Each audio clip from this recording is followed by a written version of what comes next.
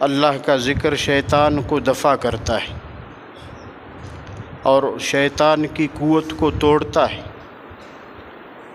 تو مجھے اور آپ کو ایک ہتھیار دیا گیا، اللہ کی یاد جتنی زیادہ ہوگی، اللہ کو جتنا زیادہ یاد کریں گے، شیطان کی قوت ختم ہوتی رہے گی۔ مجھ اور آپ میں سے جو یہ چاہتا ہے کہ شیطان کی قوت ٹوٹ جائے، ختم ہو جائے، اور شیطان کا تسلط مجھ پہ آپ پہ نہ ہو، وہ اپنے پیارے اللہ کی یاد زیادہ کریں گے انشاءاللہ۔ اچھا جی، اللہ اکبر۔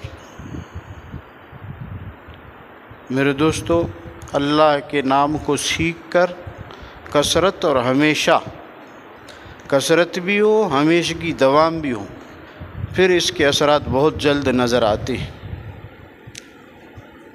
اللہ کا ذکر اللہ جل شانہ کی خوشنودی کا سبب ہے۔ آواز آ رہی ہے سب کو؟ اللہ کا ذکر اللہ جل شانہ کی خوشنودی کا سبب ہے۔ اگر میں اور آپ یہ چاہتے ہیں کہ میں اللہ کو خوش رکھوں تو اللہ پاک کی یاد ہو کثرت سے۔ اللہ کا ذکر دل سے فکر و غم کو دور کرتا ہے۔ جتنے بڑے فکر ہو، غم ہو، پریشانیاں ہو، آپ ایک دفعہ آزما کے دیکھیں۔ اللہ کسی پہ نہ لائے، اگر پریشانی آ جائے تو ایک کونے میں بیٹھ جائیں اور اللہ کی یاد میں مست رہیں، وہ فکر وہ غم ختم ہوتا رہتا ہے۔ اللہ کا ذکر دل میں فرحت، سرور اور انبساط پیدا کرتا ہے۔ جو یہ چاہے میرے دل خوش رہے، تیرے عشق کی جو مجھ کو دولت ملی، غمیں دو جہاں سے فراغت ملی۔ اللہ کی محبت کا ایک ذرہ جس کو مل جائے، دونوں غموں سے اللہ اس کو آزاد کر دیتے ہیں۔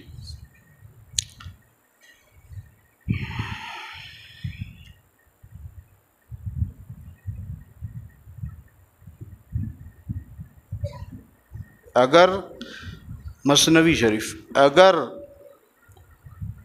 دنیا سراسر خار باشد، دل عاشق گل و گلزار باشد۔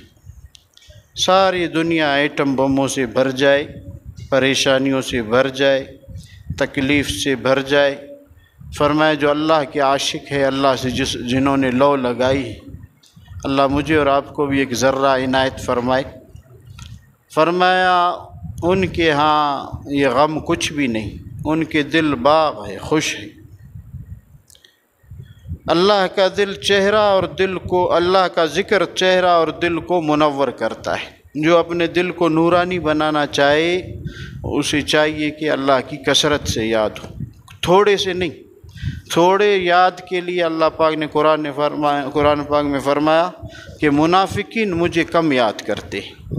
منافق، ان کی ایک نشانی اللہ نے، اور دوسری نشانی کہ منافق نماز سستی کے ساتھ پڑھتے ہیں۔